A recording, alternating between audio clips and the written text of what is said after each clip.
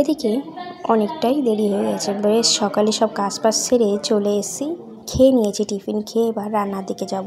তো চলো, আজকে অনেক দেরি হয়ে গেছে, রান্না করতে হবে তাড়াতাড়ি।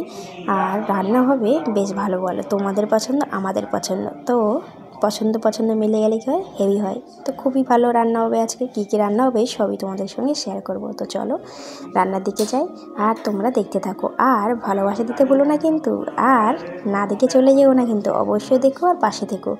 আর চলো, এদিকে আর কিছু বলবো না, চলো সবাই চাই রান্নার দিকে। আর সবাইকে জানাই শুভ দুপুরের শুভেচ্ছা। তোমরা কেমন আছো? আশা করি ভালো আছো। মামনি ব্লগে তোমাদের অনেক অনেক স্বাগত আর অনেক অনেক ভালোবাসা। আজকে নতুন বলতে গেলে নতুনও না পুরাতন না, তোমরা সবাই পছন্দ করো। এই যে আজকে কাটাকুটি বাই কিছুই দেখালাম না, একদম সোজা রান্না দিকে চলে এলাম। এদিকে আজকে হবে ফুলকপি আলু ভাজা আর ডিম আলু কষা, আর হবে চিংড়ি মাছের মানে কি একটু রসালো পেঁয়াজ দিয়ে ব্যাস ঝাল মতো।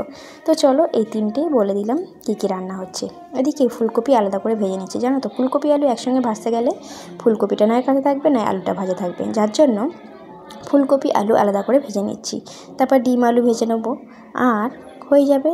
আর সবই তোমরা দেখতে থাকবে। আর আজকে সত্যি তিনটে রেসিপি না বেশ অসাম, আমি বলে বলছি না, আমার তো খুব প্রিয়। মানে আমার এই প্রিয়র থেকে আরেকটা প্রিয়, জানো তো, সব এতে বলি আলু সিদ্ধ ভাত বেস্ট, আর কিছু লাগে না আলু সিদ্ধ ভাত হলে। তো যাই হোক, এদিকে ফুলকপিও ভেজে নিচ্ছি, এবার আলুটা ভাজবো, মানে ফুলকপির আলুটা ভেজে নিয়ে কমপ্লিট হয়ে যাবে। আর ডিম আলু ভেজে নেবো, নিয়ে ডিম কষাটা বানিয়ে আর চিংড়ি মাছের ঝালটা বানিয়ে নেবো, নিলেই রেডি। আর ওইদিকে ভাতও হয়ে গেছে, তোমাদের কি বলবো, ভাত রেডি। তো এই তিনটে করতে করতে যা ঝামেলা, আমাদের কাজের কোনো শেষ নেই, যতই করে যাবে ততই ভালো, না করলে খারাপ। তো যাই হোক, এটাই হয় প্রত্যেকটা ঘরে। তো এদিকে কথা বলতে বলতে তোমাদের সঙ্গে গল্প করতে করতেই ভুলে গেলাম, বুঝেছো? তো যাই হোক, তোমাদের সঙ্গে কথা বলতে গেলে আমার খুব ভালো লাগে, তোমাদের ভালোবাসায় সত্যি আমি অনেক অনেক আনন্দ পাই, আর তোমরা যখন ভিডিও দেখো আরও খুশি হই। তো যাই হোক, এদিকে না ভয়েস এমনি কথা ভয়েস দিচ্ছি, তাও গান চলছে, মানে কি বলবো, কিছু করার নেই, দিতেই হবে। আর চলো, এদিকে কমপ্লিট করলাম কিছু, আর কিছু বাকি রয়েছে, আর এখনও অনেক বাকি আছে। রান্না করার পরে গ্যাস পরিষ্কার করতে হবে, অনেক ঝামেলা। যেটুকু ভিডিও দিচ্ছি এইটুকুই সত্যি অনেক কষ্ট করেই দিচ্ছি, কষ্ট না করলে কি হয়। তো যাই, এদিকে রান্না পুরো কমপ্লিট, জানো তো। তো যাই হোক, তোমাদের পছন্দ হলে অবশ্যই বলো কিন্তু কমেন্টে, আর কার বাড়ি কী রান্না হচ্ছে অবশ্যই জানিও। তো চলো, আজকের মতো ভিডিওটা শেষ করবো খুব তাড়াতাড়ি।